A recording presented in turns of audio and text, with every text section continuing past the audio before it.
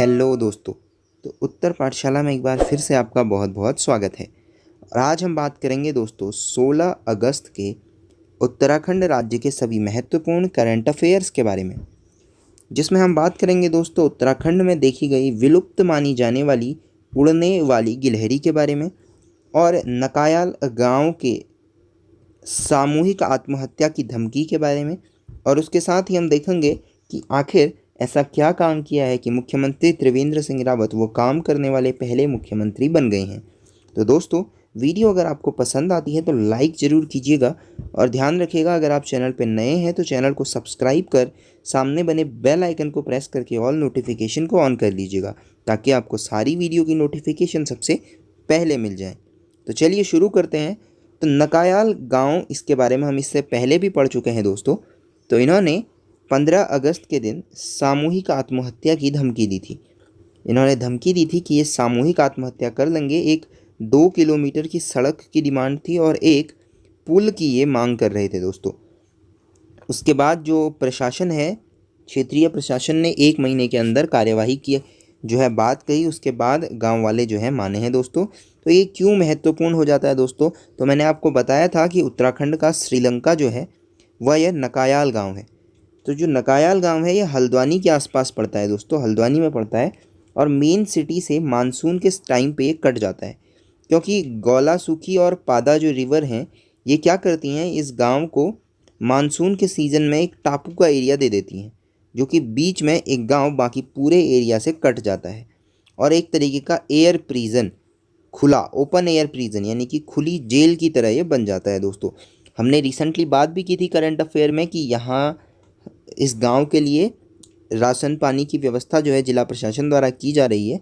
ऐसे में इस गांव की डिमांड थी दोस्तों कि एक सड़क और एक पुल का अगर निर्माण हो जाएगा तो ये साल भर बाहरी दुनिया से भी जुड़े रहेंगे। मॉनसून के समय पे ऐसा नहीं होगा कि इस गांव को कटना पड़ेगा। इस गांव की लगभग 100 लोगों की जनसंख्या है दोस्तों और यह शेष जगहों से कट जाता है मानसून के सीज़न में। तो आपको याद रखना है उत्तराखंड का श्रीलंका भी इसे कहा जाता है।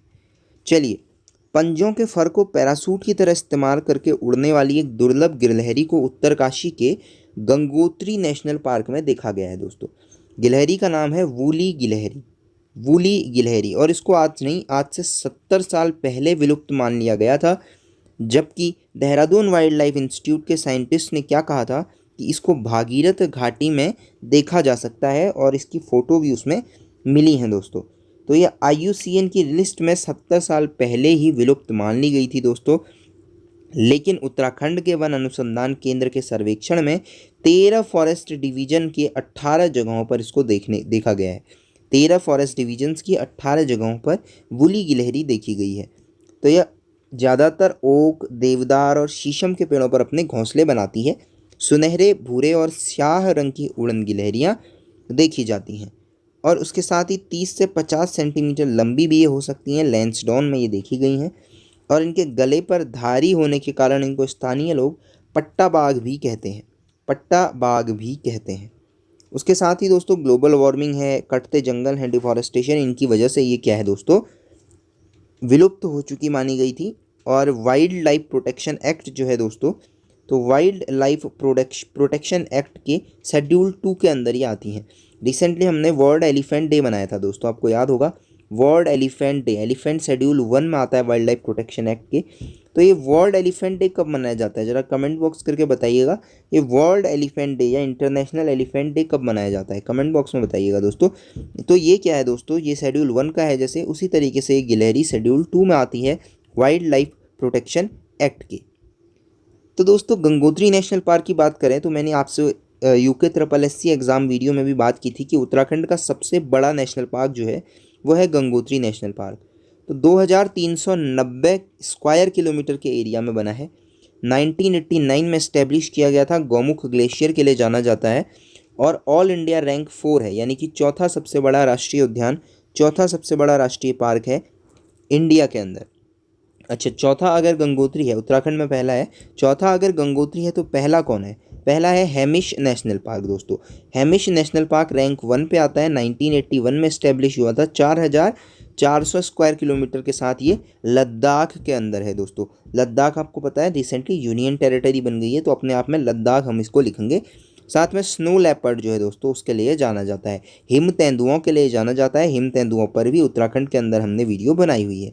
चलिए, इसी रैंक में यानी कि टॉप 10 के अंदर उत्तराखंड का जिम कॉर्बेट नेशनल पार्क भी 10वें नंबर पे आता है। और इसके बारे में हमने बात की थी 1936 में दोस्तों हेली नेशनल पार्क के रूप में इसकी स्थापना हुई थी। बाद में रामगंगा नेशनल पार्क भी इसका नाम किया गया और 1 साल बाद बदल करके इसका नाम जिम कॉर्बेट नेशनल पार्क कर दिया गया था।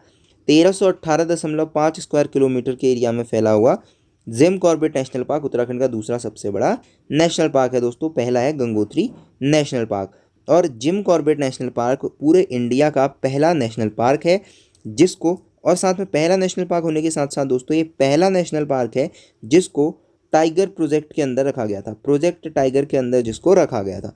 चलिए अगली बात की जाए तो 8 जनवरी 2020 को ऑन ड्यूटी लापता हुए 11वीं गढ़वाल राइफल्स के हवलदार राजेंद्र सिंह नेगी का पार्थिव शरीर 8 महीने बाद भारतीय सेना ने ढूंढ निकाला है। हमने करंट अफेयर में बात भी की थी दोस्तों कि इनकी जो पत्नी है उन्होंने दोबारा अपील की थी सरकार से और सेना से कि वो इनको ढूंढने की कोशिश करें, ये जिंदा होंगे। और इसके बाद हमने बात की थी जब इनको बैटल कैजुअल्टी इनको मान लिया गया था 21 मई के अंदर। तो दोस्तों ये जो है इनकी जो लाश है वो अभी मिल चुकी है ऑन ड्यूटी लापता हुए, और इनके जो है सूचना जो है वो दे दी गई है इनके परिवार को बॉडी मिलने की दोस्तों। साथ में बात की जाए मुख्यमंत्री त्रिवेंद्र सिंह रावत की, तो ये पहले ऐसे मुख्यमंत्री बन गए हैं जिन्होंने उत्तराखंड की ग्रीष्मकालीन राजधानी गैरसैंण यानी कि भराड़ीसैंण विधानसभा परिसर में स्वतंत्रता दिवस पर ध्वजारोहण किया है। यह पहला मौका है जब प्रदेश के किसी मुख्यमंत्री ने गैरसैंण में ग्रीष्मकालीन राजधानी घोषित होने के बाद स्वतंत्रता दिवस पर ध्वजारोहण किया हो।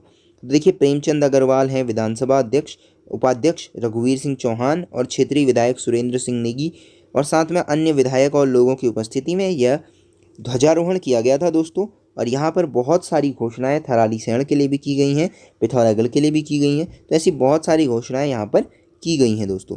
तो ये थे आज के सभी महत्वपूर्ण उत्तराखंड राज्य के करंट अफेयर दोस्तों। वीडियो अगर पसंद आई हो तो लाइक करें, चैनल को सब्सक्राइब करें और साथ में शेयर जरूर किया कीजिए दोस्तों वीडियो को।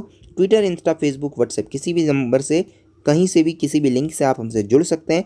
डिस्क्रिप्शन के अंदर आपको सारे के सारे लिंक एक साथ मिल जाएंगे। चैनल पर नए हैं तो सब्सक्राइब करें, वीडियो को याद से लाइक जरूर कीजिएगा दोस्तों। So thank you, till next video.